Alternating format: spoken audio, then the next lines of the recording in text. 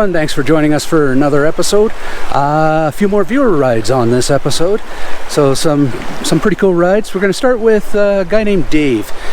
Dave has a really cool Nissan Frontier that's all done up, and I think it's pretty interesting to see how people do different vehicles and have them all done up, and everyone has a different take on them. Check it out, guys. It's pretty cool.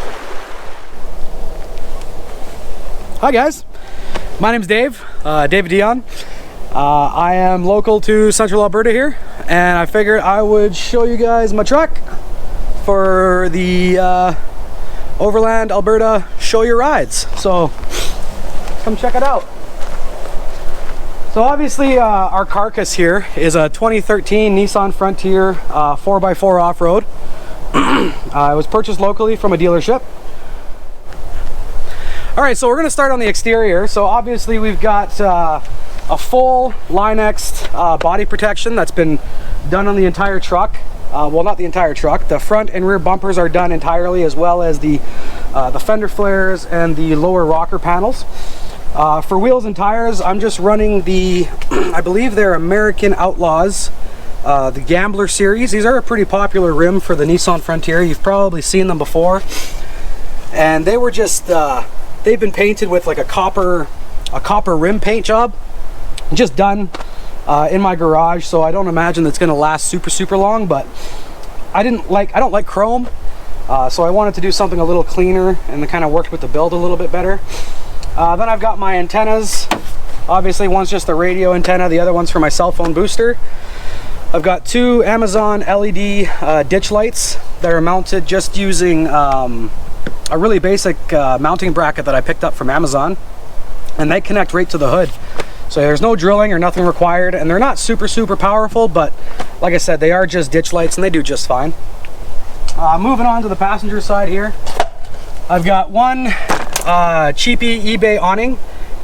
I picked this up a couple years ago for another build that I had, and just kind of transferred it to the truck. It's a decent awning.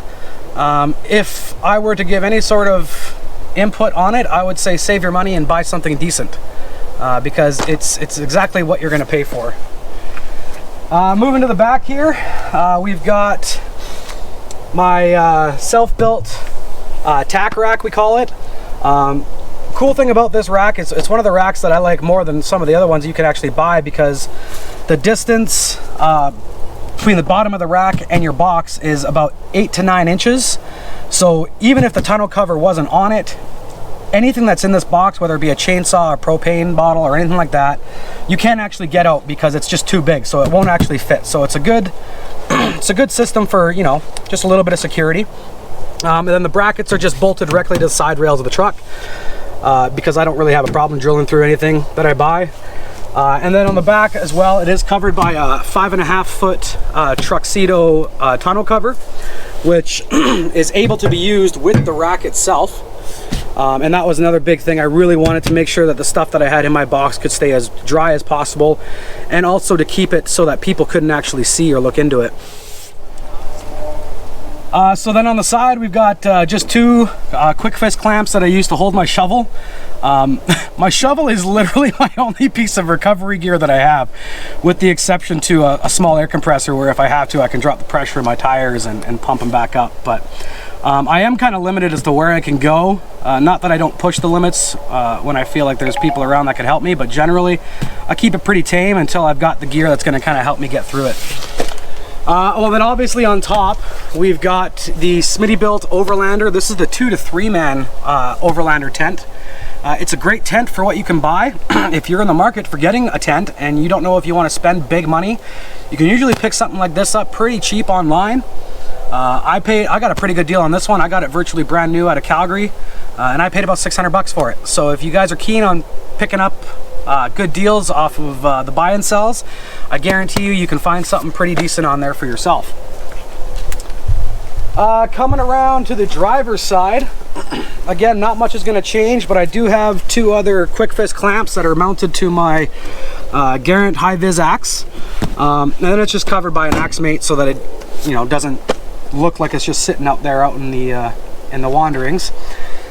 And then coming along at the back here, we got a 6.5 foot or a 6 foot by 8 foot 23-0 awning. This awning was actually provided to me by Jeremy, a good buddy of mine, on the Facebook group here. It's great. It's an absolutely incredible awning, and I would seriously encourage anybody to see if you can't pick up something of that quality. The material is just a lot better, and the manufacturing seems to be a lot better as well as the bag. This bag is a lot easier to close than the other bag. And then for the roof rack, I am running a really basic. This is actually a recycled roof rack that was given to me. I am planning on upgrading it, but it's just the sport rack. You can purchase from any Canadian Tire. And then on top, I have a Princess Auto cargo rack that I've chopped the top basket off of to make it a little bit more low profile. And then I've also mounted a 40-watt Coleman solar panel on top to kind of run my goodies.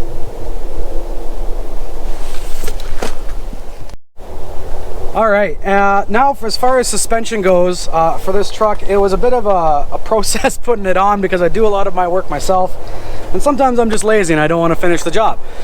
So I am running a 2-inch Frankenstein lift. That's not a brand, that's just a bunch of parts that I accumulated over time and put together. So I'm running a Duraflex 2-inch spacer on the front. The plan is to eventually replace the upper control arms with some Tack control arms, as well as some Bilstein shocks for the front. And then on the rear, I've got a full Adaleaf with Bilstein suspension or Bilstein shocks on the back, which kind of gives me the clearance, as much clearance as I'm going to need. And then shortly, well, probably hopefully within the next few days here, I'm going to have a set of 33 Toyo Open Countries that I've had kicking around for a little bit that I'm going to throw on here, which should give me a little bit more clearance. And yeah, it'll probably give me a little bit more stance too.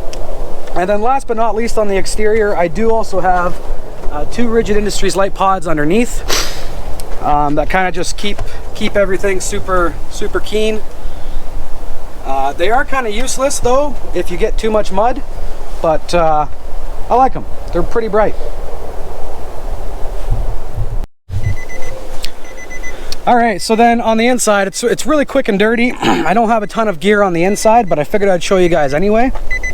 So for my navigation and stuff, I'm just running an iPad that is connected to the bottom of the seat there, that kind of holds the mount in place. So that kind of runs my Gaia.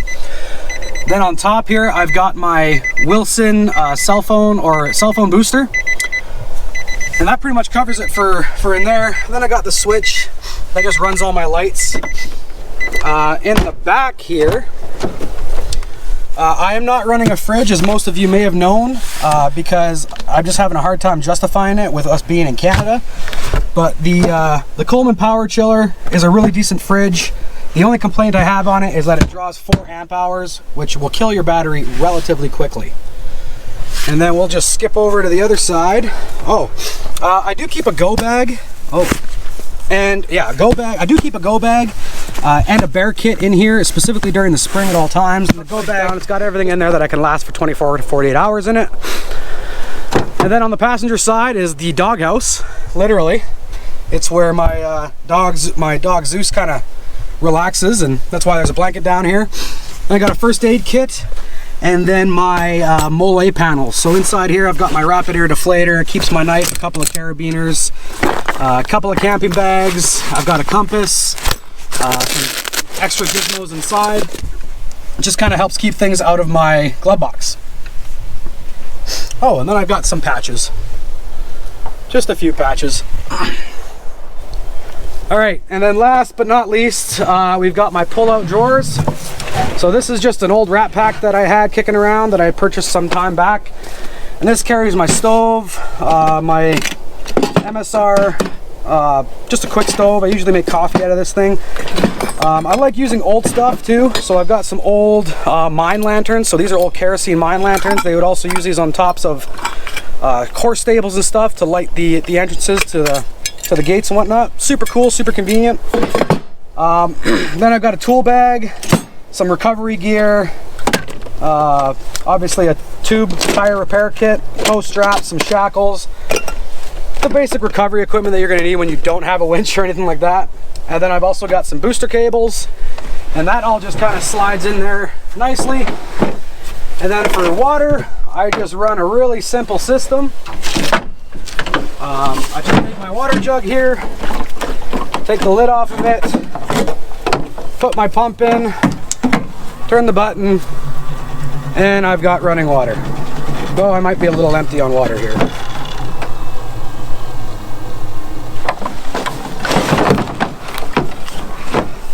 There you go. So I need to fill up the water can, obviously, but that's $13 running water for you.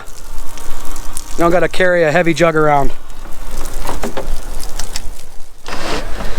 All right, so last but not least, for the truck bed organization, the entire system out here has been completed using recycled materials. So I'm a big DIYer. I really do believe in if you can't build it, then you buy it kind of mentality. And so far, everything that I have has worked in spades. So I've got a small pull-out slide here that kind of carries my propane bottle. I've got some boots in here because I did go out this weekend, and I was figuring it was probably going to be pretty wet. And then of course, I've got a toilet because leaning up against the tree is great and everything, but I'm 30. And that might be young for some of y'all, but my knees are getting old, and I'd rather sit on a toilet. And then inside, I also carry my off-grid Trek box. This one is just my kitchen, which kind of just carries all my kitchen supplies, like my food table, chopping table. I also eat off of this. It's pretty minimalist in here, just some dishes, a sink, and all that jazz. Now it's not going to close. There we go. So yeah, guys, that's my truck. I really appreciate everyone watching, and I really appreciate Jason from Overland, Alberta, giving me the opportunity to kind of show you guys and talk about my truck. I'm kind of fond of it. I'm pretty proud of it. But yeah, if you guys want to know more, there is a full walk around video as well on my YouTube channel at Blind Man Overland. And you can also find me on Instagram as well at Blind Man Overland. It's all one word. And no, it's not because I'm blind. It's because I come from the Blind Man River Valley here in central Alberta, just so that everyone's aware. So yeah, love to see you guys, and I will talk to you guys later. Thank you, Dave, for your submission. That was awesome. Really like how you did this build with basically on a budget. It's a pretty sweet truck on a budget. I really love how you did it and how you came up with ideas to save yourself some money.